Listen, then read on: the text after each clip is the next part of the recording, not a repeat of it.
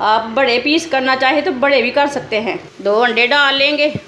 बैंगन की आमलेट कितनी अच्छी बनी है, आपके बच्चों को भी बहुत पसंद आएगी ये वाली आमलेट। आपने हज़ारों बार दूसरी आमलेट खाई होगी, लेकिन ये एक बार ज़रूर बना के देखें।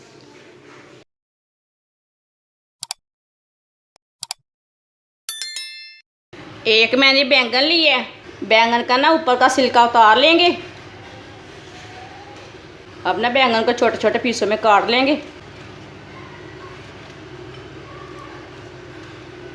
बैंगन के इतने इतने पीस काट लेने हैं। आप बड़े पीस करना चाहे तो बड़े भी कर सकते हैं, लेकिन इसके इतने ही पीस करने हैं। बैंगन को मैंने बारीक बारीक काट लिया है, आप दे सकते हैं। बैंगन को ना थोड़ा सा नमक लगा लेंगे, नमक के साथ ना काले नहीं होते बैंगन। 4 चम्मच ऑयल डाल लेंगे। ऑयल ज़्यादा भी डालना चाहे तो ज़्यादा डाल सकते हैं, वो आपकी मर्ज़ी है। एक बारीक कटा हुआ प्याज डाल लेंगे। कटे हुए बैंगन डाल लेंगे। बैंगन और प्याज को ना 2-3 मिनट के लिए फ्राई कर लेना। बैंगन और प्याज का कच्चापन ख़त्म हो जाएगा। 3 मिनट तक मैंने बैंगन और प्याज को भून लिया। थोड़ा सा नमक डाल लेंगे, नमक इतना मैंने पहले भी डाला था। 1 चमची पिसा हुआ ज़ीरा डाल लेंगे। चिली सॉस डाल लेंगे। 3 चम्मच मैंने चिली सॉस के लिए ने मिक्स कर लेंगे। अब इसे दोबारा 2 मिनट तक भून लेंगे।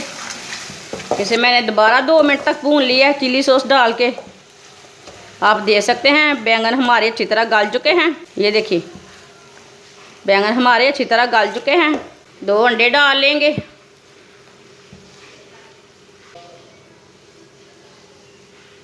बारीक कटी हुई सब्ज़ मिर्च डाल लेंगे।